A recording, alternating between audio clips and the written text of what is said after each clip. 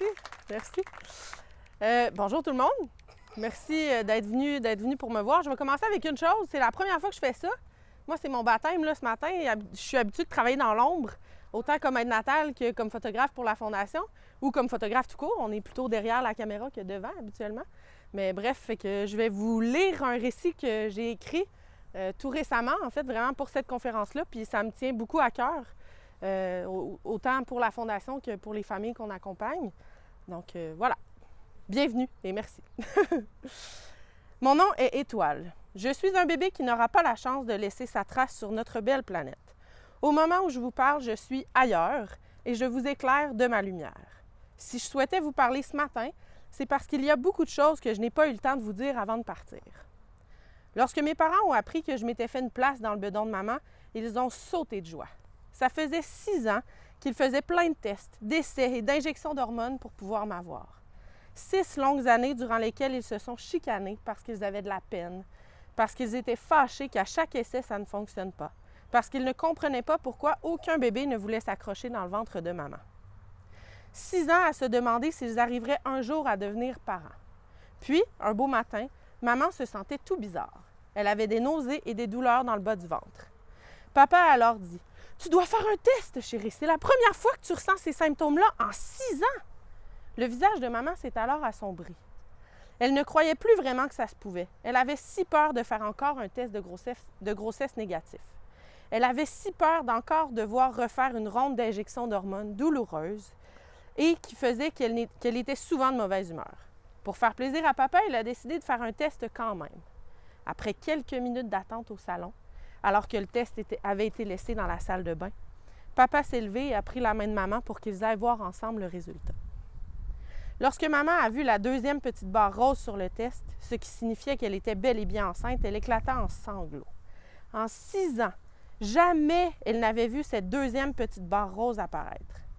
Papa éclata de rire et tomba par terre en pleurant à son tour. Maman se coucha près de lui et ils pleurèrent ensemble tellement ils étaient heureux. Quelques jours passèrent et mes parents se rendirent à la clinique de fertilité pour faire une première échographie pour voir si j'étais bel et bien là. Coucou, papa et maman, je suis bien là et j'ai hâte de vous voir. Je ressens déjà tout l'amour que vous avez pour moi et je suis sûre que vous allez être des parents merveilleux. Le médecin a confirmé la grossesse de maman et elle n'a pu s'empêcher d'éclater de rire. C'était un éclat de rire de pression qui tombait de ses épaules. Elle était tellement heureuse d'enfin pouvoir dire qu'elle était enceinte. Elle avait tellement hâte de l'annoncer à ses proches et commencer à planifier mon arrivée. Papa commençait déjà à penser à comment il allait faire mon lit, car il tenait à le fabriquer de ses propres mains. Le médecin leur a alors dit d'attendre quelques semaines au moins avant d'annoncer quelque chose à qui que ce soit, simplement parce qu'en fertilité, ce n'est pas rare de voir des grossesses se terminer plus rapidement que prévu, et que pour leur santé mentale, il était mieux d'attendre un tout petit peu. Maman a eu un peu de peine à ce moment-là, mais elle comprenait bien pourquoi il fallait garder le secret un petit peu. Elle avait tellement peur que je décide de ne pas rester dans son bedon. Elle voulait mettre toutes les chances de leur côté. Quelques mois plus tard, alors que maman était à 12 semaines de grossesse, ils retournèrent faire une échographie de routine pour s'assurer que j'étais bien accrochée et pour voir si tout allait bien. Tout va très bien. Et surprise, dit le médecin, vous devriez avoir un garçon. Papa sauta de joie. Il rêvait depuis longtemps d'avoir un garçon. Il rêvait de lui montrer comment fabriquer des objets et des meubles en bois et d'utiliser les outils de son propre papa. Maman a eu un petit pincement au cœur. Elle souhaitait tellement que je sois une fille, mais elle était tout de même contente d'avoir un bébé en santé. En sortant de la clinique, elle a commencé à dire à papa qu'il fallait commencer à préparer les annonces pour leurs parents et leurs frères et sœurs. Ils avaient si hâte de dire au monde entier qu'ils m'attendaient et qu'enfin, aux alentours du 14 novembre 2019, ils auraient un petit garçon en santé à chérir et à aimer de tout leur cœur. Ils ne pouvaient plus se contenir tellement ils étaient fous de joie. Ils pouvaient enfin l'annoncer. En arrivant à la maison, maman a sorti 2 très jolies petites boîtes qu'elle avait achetées quelques semaines avant, juste pour l'occasion. Papa avait taillé des lettres dans du bois d'érable pour écrire « Vous allez être grands-parents » et maman allait les coller sur les boîtes pour les donner à mes grands-parents. Ils allaient ensuite mettre un petit pyjama blanc dans chaque boîte avec un petit bonnet et un hochet en bois que papa m'avait fabriqué lui-même. Papa avait tellement hâte de voir la réaction de ses parents. Il avait hâte de l'annoncer à tout le monde lui aussi. Moi, j'ai hâte de sortir d'ici et de rencontrer toutes les personnes merveilleuses dont papa et maman parlent tout le temps. Mes grands-parents, mes oncles, mes tantes, mes cousins, cousines, ils ont tous l'air géniaux. 2 ou 3 jours plus tard, papa et maman sont allés chez les parents de maman. Ils leur ont donné une des boîtes. Quand mes grands-parents l'ont vue, ils ont sauté de joie et ma grand-maman est partie à pleurer. Elle était tellement heureuse de savoir qu'après 6 ans à être aussi malheureuse et à envier les autres femmes qui avaient des enfants, un à la suite de l'autre, et qui se plaignaient de leur grossesse et de leurs enfants, qu'enfin, la plus jeune de ses filles aurait un beau garçon. Voyez-vous, dans la famille de ma maman, ses 3 sœurs n'ont eu que des filles. Donc, ma grand-mère était très enchantée d'avoir enfin un garçon dans la famille. Mon grand-père était également très heureux car il aimait beaucoup mon papa et avait très hâte de pouvoir le prendre dans ses bras pour le féliciter et l'accueillir pour vrai et pour de bon dans la famille. Papa était tellement ému qu'il a versé quelques larmes sur les épaules du papa de maman. Grand-papa aussi a pleuré. Je les ai entendus. J'aurais aimé pouvoir les serrer dans mes bras également. Le lendemain matin, papa et maman sont allés voir les parents de mon papa. Lorsqu'ils ont vu la boîte, ils n'ont pas tout de suite compris car une des sœurs de papa leur avait annoncé qu'elle était enceinte quelques semaines plus tôt. Ils ont vraiment cru que papa leur offrait une boîte pour les féliciter pour le bébé de ma tante. C'est alors que maman les a regardés et leur a dit « Non, beaux-parents, c'est votre fils qui va être un papa. » Alors là, ils ont compris. Grand-papa s'est levé, a crié haut et fort « Félicitations les enfants, je savais que vous finiriez par être parents. Vous êtes faits pour être parents ensemble. » Grand-maman a pris papa dans les bras et s'est mise à pleurer en le serrant très fort. J'ai fait un petit saut quand grand-papa a crié, mais je savais que c'était de joie qu'il criait. C'est alors qu'un petit courant chaud est passé dans mon tout petit cœur et ça m'a fait du bien. Ils ont ensuite envoyé une carte personnalisée pour chaque membre de leurs 2 familles et leurs précieux amis, avec une petite photo de moi pour annoncer mon arrivée. À chaque fois que quelqu'un recevait la carte, ils appelaient mes parents pour les féliciter et pour leur dire qu'ils avaient hâte de me rencontrer. Maman pleurait presque à chaque fois. Elle avait si peur de me perdre, mais était à la fois tellement contente de savoir que j'arrivais enfin. Quelques semaines plus tard, vers 18 semaines de grossesse, en pleine nuit, papa s'est réveillé en criant car il venait de faire un cauchemar et ça a réveillé maman. Moi aussi, j'ai fait un saut, je ne l'avais jamais entendu crier comme ça avant. J'ai eu peur. Mon cœur battait très vite. Je crois que maman m'a senti à ce moment-là car elle a arrêté de bouger et a pressé sur son ventre un peu. La chaleur que j'ai ressentie à ce moment-là, cette vague d'amour qui provenait de la main de ma maman, je l'ai bien sentie. Pour lui faire bien comprendre que c'était moi qu'elle avait senti, j'ai donné un petit coup de pied là où elle avait posé sa main. Elle a alors poussé un cri et a pris la main de papa pour la poser où elle avait posé la sienne. Après avoir fait un si gros saut, je n'avais plus trop d'énergie pour redonner un autre coup de pied. Je n'ai donc pas pu montrer à papa que j'étais bien là. Après cet épisode, j'ai ressenti beaucoup de pression sur ma tête et sur un de mes bras. Je ne comprenais pas ce qui se passait. Je ne pouvais pas encore ouvrir mes yeux. Mais quelque chose prenait de la place autour de moi ou à l'intérieur de moi. J'ai été capable de montrer à papa et maman que j'étais bien là et vigoureux dans les derniers jours. J'en suis très heureux et fier et papa est content de m'avoir enfin senti. Rendu à 21 semaines de grossesse, maman devait avoir une échographie pour me mesurer, voir les battements de mon cœur, voir si j'avais tous mes morceaux et possiblement confirmer que j'étais un garçon ou pas. Pendant l'échographie, le technicien a eu une drôle d'expression sur son visage et maman l'a remarqué. Elle lui a tout de suite demandé si tout allait bien et le technicien lui a répondu qu'il ne pouvait pas dire quoi que ce soit, mais le médecin allait devoir venir voir. J'ai entendu le cœur de maman se mettre à battre beaucoup plus vite. Elle a alors dit à papa « On a bien vu et entendu le cœur. On a bien vu ses poumons, ses bras, sa tête et tout. Qu'est-ce qu'il peut bien avoir de pas correct? » Papa lui a alors répondu « Chérie, nous ne sommes pas des experts et le technicien, oui, il en a vu beaucoup, mais s'il ne peut rien nous dire, c'est qu'il peut se tromper. Attendons de voir ce que le médecin va dire avant de paniquer. » Oh, mon papa, t'es tellement rationnel. Ça doit être bien pour maman de t'avoir à ses côtés pour la rassurer dans les moments difficiles. Lorsque le médecin est entré dans la pièce avec un large sourire, maman a tout de suite poussé un grand soupir de soulagement. S'il sourit comme ça, c'était forcément que tout allait bien. OK, maman, on reprend une grande respiration avant de continuer, s'il te plaît. Tu me fais angoisser, puis c'est pas bien pour moi tout ce stress. Ni pour toi, maman. Le médecin s'est alors assis à la place du technicien et il a recommencé l'échographie. Au complet, pour être sûr que tout était correct. Ça lui a pris 20 minutes. Donc, 20 minutes plus tard, il a lâché la sonde et a dit « Tout est correct, monsieur, madame. Votre garçon va très bien. » C'est alors que maman s'est levée et a serré très fort le médecin dans ses bras avant de donner un gros bec à papa sur la bouche. Urk! Quelques semaines plus tard, maman a senti un violent coup dans le ventre, tellement fort qu'elle s'est couchée par terre. Papa est arrivé à la maison quelques semaines plus tard, il l'a trouvé comme... Quelques semaines... C'est ça! Il était loin un peu. Il l'a regardé entre ses jambes pour voir si elle saignait, mais non. Il l'a alors prise dans ses bras, amenée dans la voiture et filée directement à l'hôpital. Rendu là-bas, ils ont fait une échographie rapide avec une machine pas très claire et ont dit à maman et papa qu'ils voyaient quelque chose d'anormal sur le moniteur. Il faudrait donc faire une échographie plus poussée.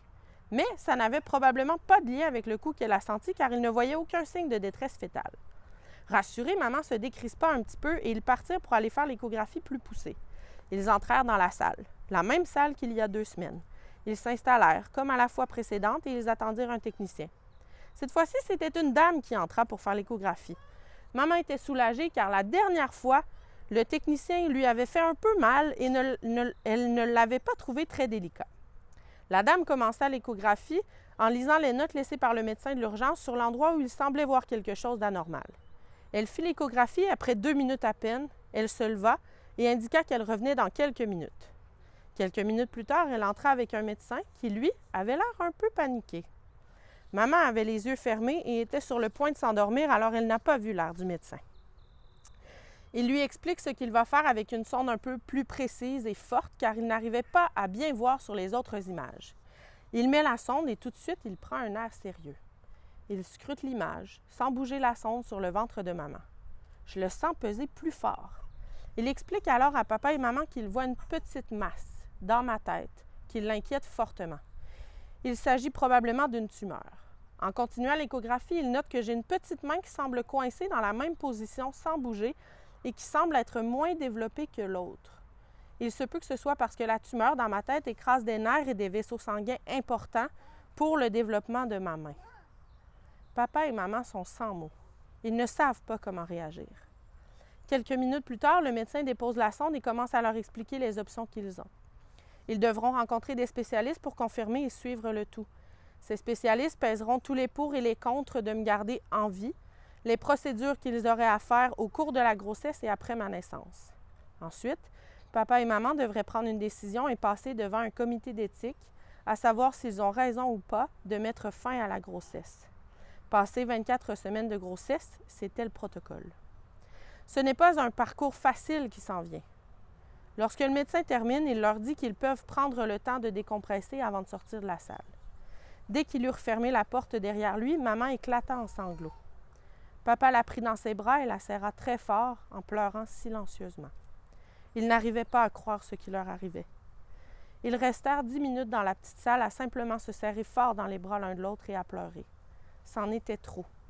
Je ne savais pas ce qu'ils allaient faire de moi, mais j'ai eu peur qu'ils ne passent pas au travers de cette épreuve aussi solide qu'ils le sont. Je ne veux pas que mes parents soient malheureux. Je ne voulais pas leur faire de la peine comme ça. En pensant à cela, j'entends ma maman dire dans un grand sanglot « Oh, tout ça, c'est de ma faute. J'aurais pas dû être si stressée. J'aurais pas dû avoir de la peine quand on a su que c'était un garçon. J'aurais pas dû être aussi dure envers moi-même et envers toi, mon chéri. Tout est de ma faute. » Papa répondit « Ma chérie, tu n'as rien voulu de ça. Tu n'as pas à te reprocher d'avoir eu peur de perdre ce que nous allions avoir de plus précieux. Tu ne peux pas t'en vouloir d'avoir toujours voulu avoir une fille. Tu ne peux pas mettre ce malheur sur tes épaules, voyons. Tu n'as rien à voir avec tout ça, ma chérie. » Il avait une voix si douce et rassurante que tout de suite, maman se calma. Elle prit une grande respiration et fit un long soupir. Elle embrassa ensuite papa sur la joue et le remercia d'être aussi calme. Quelques semaines passèrent et maman et papa ont pris beaucoup de temps pour réfléchir à toute cette situation. Ils ne savaient pas du tout quoi faire. Ça faisait quand même 6 ans qu'ils essayaient de m'avoir et maintenant que j'étais là, il faudrait qu'ils me laissent aller sans même m'avoir rencontrée. maman pleurait si souvent. Elle se sentait coupable car elle n'était pas seule à vivre cette situation. Il y a des familles, presque tous les jours, qui vivent la même chose qu'elle. Il y a des familles pour qui c'est plus facile de concevoir, ou même plus difficile qu'eux, et ils perdent malheureusement leur bébé eux aussi. Ils ont la même peine pour des raisons différentes, mais leur peine est tout aussi forte. Mais là, c'était son tour et elle ne savait pas comment gérer cette peine, et elle n'avait personne à qui se confier autre que papa. Papa ne savait plus quoi dire pour la rassurer. Lorsqu'ils eurent pris leur décision, ils appelèrent leur médecin et il leur expliqua la procédure. « Vous devrez vous présenter à l'hôpital demain matin. Nul besoin de donner la raison de votre visite. Lorsque vous nommerez votre nom, madame, quelqu'un vous guidera vers votre chambre. Vous prendrez le temps de vous installer confortablement et ensuite une infirmière viendra vous voir. Elle vous posera un soluté. Ensuite, un technicien viendra faire une échographie rapide pour voir si tout est propice à la naissance de votre bébé. L'infirmière vous donnera de la médication pour vous aider à vous détendre et à ne sentir aucune douleur. Ensuite, elle vous donnera la médication pour vous aider à avoir des contractions. Votre bébé pourrait mourir durant le travail ou décéder quelques minutes après sa naissance. Il faut vous préparer aux deux scénarios. Lorsque ce sera terminé, vous pourrez prendre le temps qu'il vous faut pour être avec votre bébé. Si vous souhaitez lui apporter des vêtements que vous avez à la maison ou un souvenir précieux, faites-le. Ces objets peuvent vous aider dans votre cheminement. Je serai présent pour la procédure et viendrai vous voir avant de commencer. Si vous avez des questions, j'y répondrai à ce moment-là. À demain. Maman raccrocha et se mit à pleurer. Papa la serra très fort dans ses bras. Il la rassura et lui promit d'être présent auprès d'elle pour tout ça et qu'elle n'aurait pas à subir ça toute seule. Maman le remercia et ensemble, ils allèrent préparer une petite valise. Le lendemain matin, ils se présentèrent à l'hôpital et tout se passa exactement comme le médecin leur avait dit la veille. Seule chose un peu différente, l'infirmière leur parla de souvenirs, d'empreintes et de photos qu'une fondation pouvait leur offrir pour qu'ils puissent se souvenir de moi toute leur vie. Elle leur parlait de la fondation J'allume une étoile, une fondation de la région qui offrait des services de photographie en deuil périnatal et parental.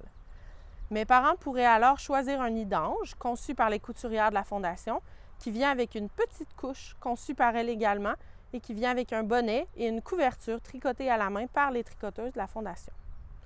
Par la suite, un ou une photographe bénévole se déplacerait ici, dans leur chambre, peu importe l'heure qu'il sera, car mes parents seront prêts, et il ou elle prendra des photos de moi, de mes mains, mes pieds, de moi avec mes parents et mes grands-parents s'ils sont présents et s'ils le souhaitent.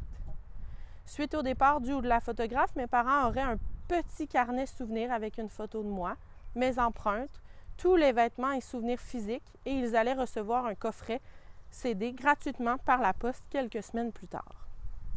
Oui, papa et maman, acceptez! Je veux être auprès de vous toute ma vie. Je veux pouvoir laisser une trace dans vos cœurs, dans le cœur de vos proches et dans vos vies pour toujours. Je n'aurai pas la même chance que les bébés en santé ont. Je n'aurai pas le temps de laisser ma trace sur cette terre. Je ne vivrai pas assez longtemps pour ça. Laissez-moi cette chance et acceptez que quelqu'un me prenne en photo. C'est le seul moyen pour vous de montrer que j'ai bel et bien existé et que j'étais important pour vous, même si vous ne m'avez pas connu. C'est le seul moyen pour moi de dire à ceux que j'aurais aimé que je les aime et que je serai toujours avec eux. C'est le seul moyen pour vous de faire comprendre que j'aurais été un petit être humain exceptionnel et qui aurait pu faire de grandes choses. Le seul moyen pour vous de faire comprendre à ceux qui vous entourent que votre peine est réelle et que malgré que vous n'ayez pas passé beaucoup de temps avec moi, vous aviez déjà imaginé une vie avec moi, pleine d'espoir, de joie et de beaux moments. Vous ne voudrez peut-être pas regarder les photos de moi tout de suite, mais vous les aurez pour quand vous allez être prêt. Vous saurez que je suis là, pas très loin, et que je serai toujours là. Tout de suite après ma naissance, alors que mon cœur battait encore un petit peu, maman m'a prise contre sa poitrine et m'a collée jusqu'à ce que je pousse mon dernier souffle. Juste avant de ne plus m'entendre respirer, maman m'a dit « Mon bébé, je m'imaginais déjà en train de te bercer, de te donner à boire, de te chanter des chansons, de te donner des bisous partout et de te tenir dans mes bras, si petit, si fragile, que j'en aurais eu peur de te casser. J'imaginais déjà ton papa, un peu maladroit, en train de changer tes couches. Je le voyais déjà dans notre salle de bain à te donner ton bain, accroupi et paniqué à l'idée de bien tenir ta tête pour ne pas que tu avales de l'eau. Je le voyais en train de te bercer en te racontant toutes sortes de drôles d'histoires. Je l'imaginais t'embrasser si doucement, mais sincèrement que tu en aurais senti tout l'amour qu'il a déjà pour toi. J'aurais tellement aimé pouvoir te connaître et te montrer ce que c'est la vie dans toute sa beauté et sa douceur. Oh, ma maman, si tu savais à quel point j'aurais aimé te connaître aussi, avoir des câlins aux petites heures du matin, sentir ton souffle dans mes cheveux alors que j'aurais été collée sur ta poitrine, entendre ton cœur battre d'une autre manière une fois sorti de ton ventre. Enfin pouvoir entendre clairement la voix rassurante et douce de papa lorsque je me réveille la nuit et que tu aurais eu besoin de dormir quelques minutes de plus. J'espère de tout mon cœur qu'un autre enfant aura la chance de vous connaître et de faire partie de votre vie. Je sais aussi au plus profond de moi qu'ils seront heureux de pouvoir me voir eux aussi et penser à moi. Vous méritez d'être des parents heureux. Sachez faire de chaque moment un moment précieux pour l'éternité. C'est peut-être la fin pour moi, mais c'est loin d'être la fin pour vous.